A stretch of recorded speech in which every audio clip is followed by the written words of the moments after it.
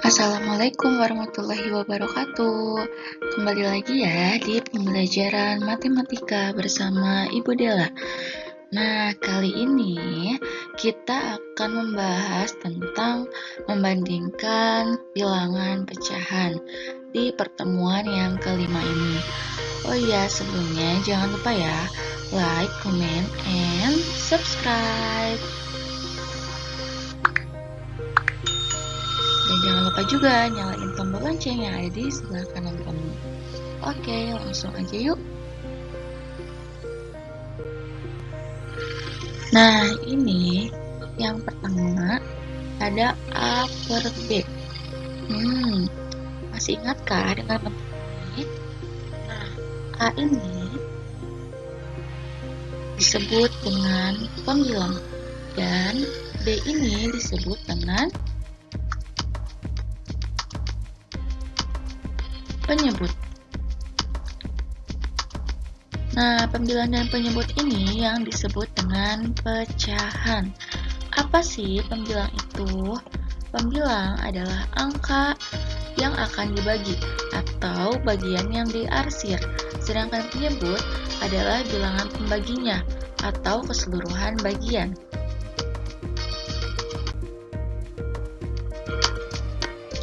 Sekarang kita masuk ke jenis-jenis pecahan. Ada apa aja sih jenis-jenis pecahan itu? Yang pertama ada pecahan biasa atau pecahan murni. Pecahan biasa atau pecahan murni dikatakan pecahan biasa jika pembilang lebih kecil daripada penyebut. Contoh, 1/3. 1 ini adalah pembilang dan 3 ini adalah penyebut. Jadi pembilangnya lebih kecil daripada penyebut. Sama ya, 5/7 juga. Berarti 5/7. Pembilang lebih kecil daripada penyebut. Dan 7/10. Berarti pembilang lebih kecil daripada penyebut. Nah, ada juga nih yang disebut dengan pecahan campuran. Contoh, 2 1/3, 3 5/7, 5 7/10.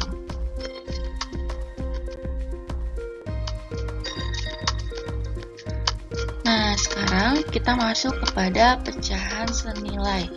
Pecahan senilai adalah pembilang dan penyebut dikalikan bilangan sama, sehingga nilai pecahannya tidak berubah. Contoh, 5/7 senilai dengan berapa ya? Nah, kita di sini akan kalikan, misalkan pembilang dan penyebut dikalikan dengan angka yang sama. Misalkan kita akan kalikan dengan 2/2. Berarti 5 kali 2 adalah 10. 7 kali 2 adalah 14. Jadi 5/7 senilai dengan 10/14. Jika misalkan ini ingin 3 berarti 3/3.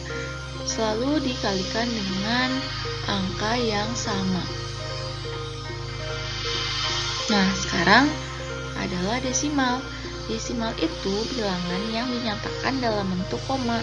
Contoh, 1,25, 2,49, 3,17, dan seterusnya ya. Yang selanjutnya adalah mengubah pecahan desimal menjadi bentuk pecahan. Contoh, 1,25 sama dengan nih. Di sini kita hitung, di belakang koma ada berapa? Ada 2 angka, 1, 2. Artinya, berarti kalau 2 itu adalah per 100. Jadi, 125/100 dibagi dengan angka yang sama. Dibagi berapa ya? Berarti dibagi dengan angka 25. 125 dibagi 5, dibagi 25 sama dengan 5, dan 100 dibagi 25 sama dengan 4. Ingat ya, ini karena 1, 2, jadi 100. Sekarang ini 0,6. Di belakang koma ada berapa angka? 1. Berarti tandanya dia per 10. Ya, berarti 6/10 sama dengan dibagi dengan angka yang sama. Berarti dibagi berapa? Yang atas dibagi dengan 2 dan yang bawah juga dibagi dengan 2. Berarti 6 bagi 2, 3, 10 bagi 2, 5. Seperti itu ya. Nah, selanjutnya, pecahan biasa dapat dijadikan pecahan campuran jika pembilangnya lebih besar daripada penyebutnya. Contoh, 40 per 37. Kita akan ubah menjadi pecahan campuran. Berarti 40 dibagi 37 berapa ya? 1. Kemudian 40 bagi 37 adalah 1. Sisanya berapa? Karena 1 kali 37 37, berarti masih ada sisa 3. Dan penyebutnya kita tulis lagi. Nah, yang satu ini itu dia adalah hasil pembagian yang mendekati pembilang dan penyebut. Sama seperti tadi yang Ibu sebutkan ya, 40 dibagi 37 adalah 1. Nah, 3 ini itu adalah sisa dari hasil pembagian pembilang dan penyebut. Jadi, 40 bagi 37 adalah 1, sisanya adalah 3. Dan 37 ini adalah penyebut. Gampang ya? Nah, sekarang persen. Dari namanya aja sudah persen, berarti artinya dia per 100. Nah, persen adalah pecahan dengan penyebut 100. Atau persen adalah per 100. Contoh, simbolkan dengan ya. Kemudian ada lagi yang disebut dengan per mil. Per mil itu beda dengan persen. Jika persen adalah per 100, maka per mil adalah per 1000. Per mil adalah pecahan dengan penyebut 1000 atau per mil sama dengan per 1000. Disimbolkan dengan nih. Beda ya, kalau per mil itu ada 2.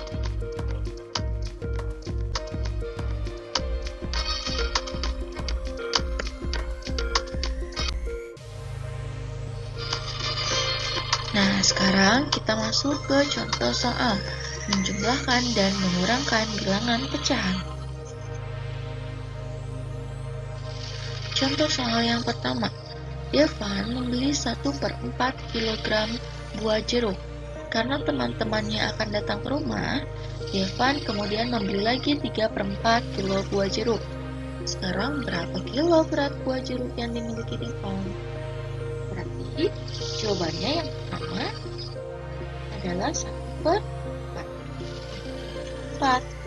Kemudian karena dia membeli lagi berarti ditambah 3/4 sama dengan, lihat ya, jika di sini penyebutnya sudah sama, ini kan sudah sama ya, 4/4, berarti kalian tinggal langsung ditambahkan saja.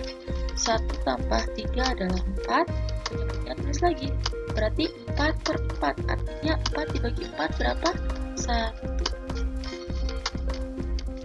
Jadi jumlah jeruk yang dimiliki Devan sekarang adalah 1 kilo.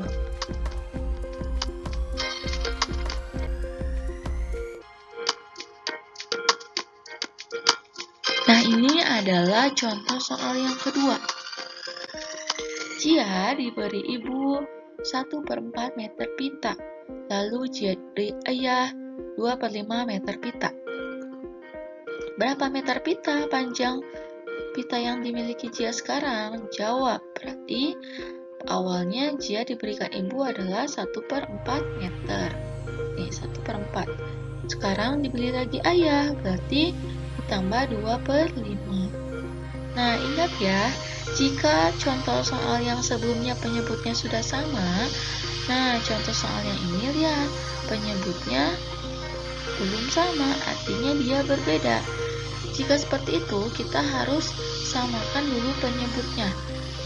Ya, kita harus samakan dulu penyebutnya. Caranya yaitu cari KPK.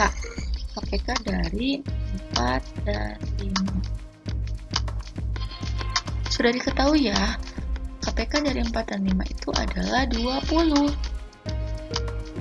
Nah, caranya berarti ini kan per 20 ya. Nah, per 20 ini dibagi dengan 4 nih. Per 20 ini dibagi 4 dikalikan dengan 1. Ibu tulis di sini ya. Nah, di sini. Caranya itu adalah 20 dibagi 4 dikalikan 1. Berarti 20 dibagi 4 adalah 5. 5 kali 1 adalah 5. 4 disini. Yang ini juga sama. Berarti hal yang ini 20 dibagi dengan 5 dibagi 5 dikalikan kali 2. 20 dibagi 5 4 kali 2 adalah 8. Kan di sini. Sekarang karena penyebutnya sudah sama, kita tambahkan saja 5 tambah 8 13 per 20 meter. Jadi panjang pita yang dimiliki Zia adalah 13 per 20 meter.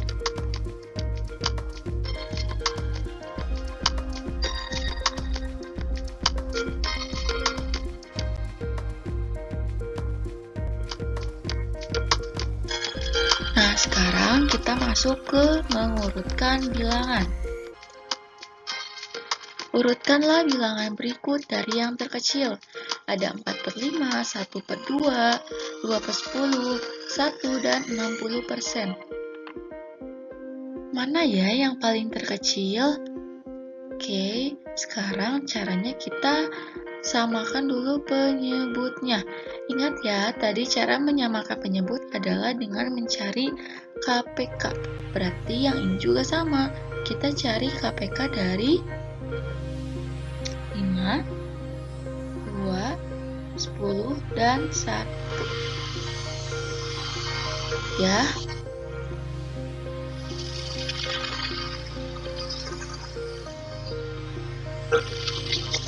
Nah, KPK dari 5, 2, dan 10 adalah 10. Berarti ini yang akan menjadi penyebut. Ya.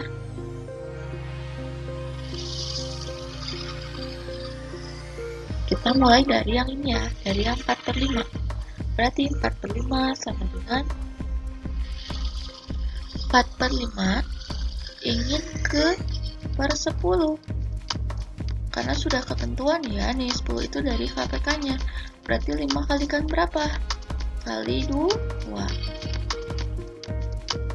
Jika yang bawah kali 2, otomatis yang atas harus juga dikalikan dengan 2. Berarti 4 kali 2 8, 5 kali 2 10. Seperti itu ya. Kemudian yang kedua, 1 per 2. 1 per 2.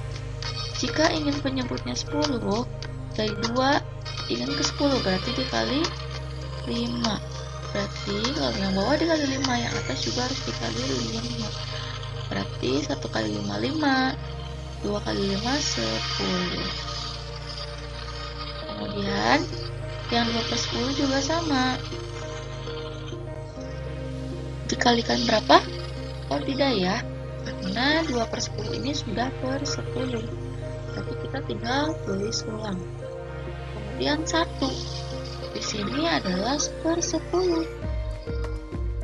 Berarti 1 itu berapa? Tinggal dikalikan 10. Berarti 10 dibagi 10 adalah 1. Berapapun pembilangnya, jika penyebutnya sama, tinggal dibagikan dengan angka yang sama, hasilnya adalah 1. Kemudian ingat yang tadi ya, 60%. Karena persen berarti dia per 100. 60 per 100 dibagi dengan angka yang sama, berarti dibagi 10. Berarti 66 per 100 bagi 10 adalah 10. Seperti itu. Mudah ya. Nah, sehingga bilangan yang terkecil, kita cari di sini bilangan yang terkecil. Karena penyebutnya sudah sama ya. Berarti yang terkecil adalah nih 2/10. Berarti 2/10. Kemudian setelah 2 berapa? 3 nggak ada, 4, 5. Berarti 5/10 ini berapa? Adalah 1/2. 1/2. Kemudian setelah 5 nih, ada 6. Berarti 60%.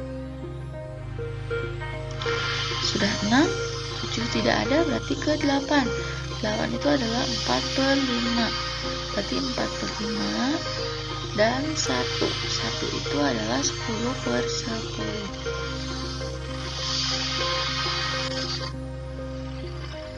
Seperti itu ya. Mudah bukan? Ibu yakin kalian semua pasti bisa. Terima kasih sudah memperhatikan dan menonton penjelasan dari Ibu. Sekarang kalian tinggal buka Google Classroom masing-masing. Akan ada tugas di sana. Selamat mengerjakan ya. Oh iya, jangan lupa juga tugasnya dikumpulkan paling telat pukul 18 hari ini, yaitu hari Rabu. Terima kasih. Sampai jumpa lagi. Wassalamualaikum warahmatullahi wabarakatuh.